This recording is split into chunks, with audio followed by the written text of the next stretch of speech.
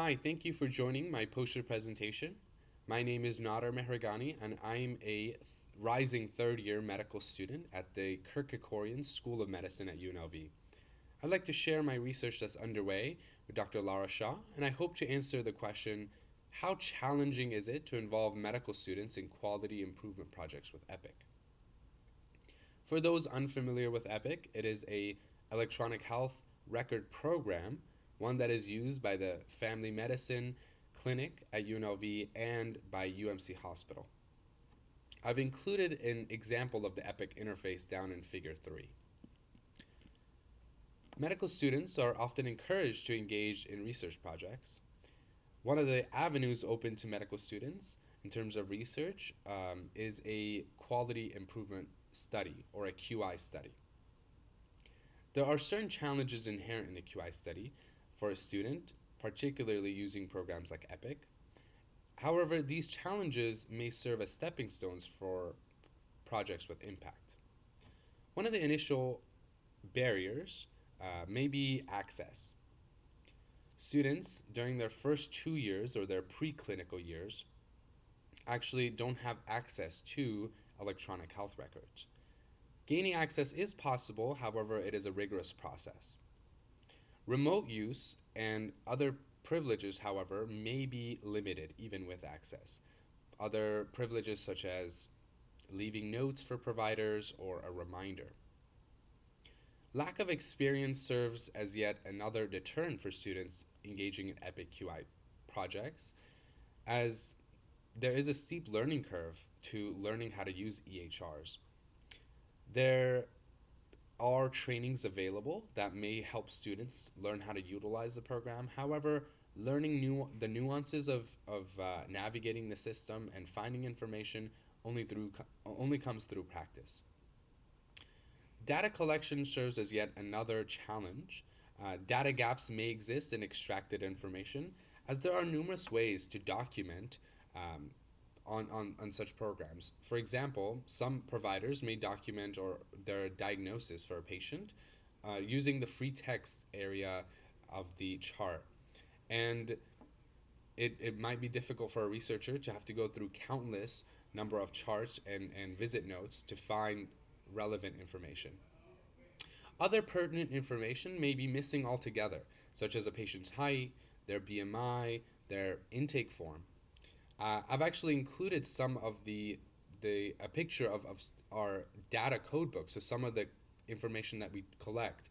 The figure 1 includes our feasibility study data code book, and figure 2 is our chart review data book.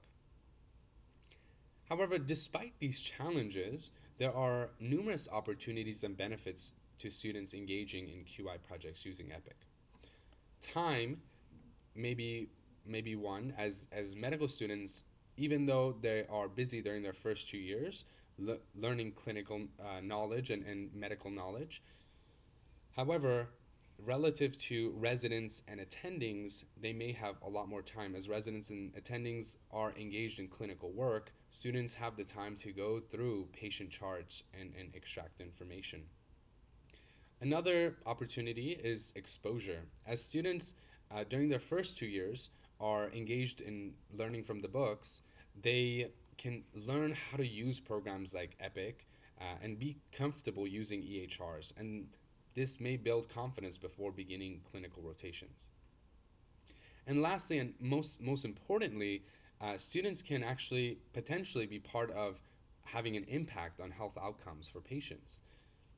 During their first 2 years, students are not engaged with students in the clinical setting, and so this may provide an opportunity for them to engage with attendings and residents and learn how to navigate the system and find ways to provide interventions that could lead to impact for patients. Actually, numerous studies have shown that even minor interventions such as a computerized BMI prompt, a automatic BMI calculation, or even a template such as a wellness template that has a screening for obesity may actually lead to better patient outcomes through providing treatment and intervention for patients, or even leading to more documentation of obesity altogether. You may have noticed by now that this uh, poster is part of a larger project that's underway regarding how attendings and residents document and treat obesity. So therefore, our next steps include finishing our chart review that's currently taking place, administering patient and resident surveys, analyzing the data, and based on what we find to provide interventions that may lead to outcomes. And actually, a future study may want to look at the long-term patient outcomes based on these interventions and using EPIC.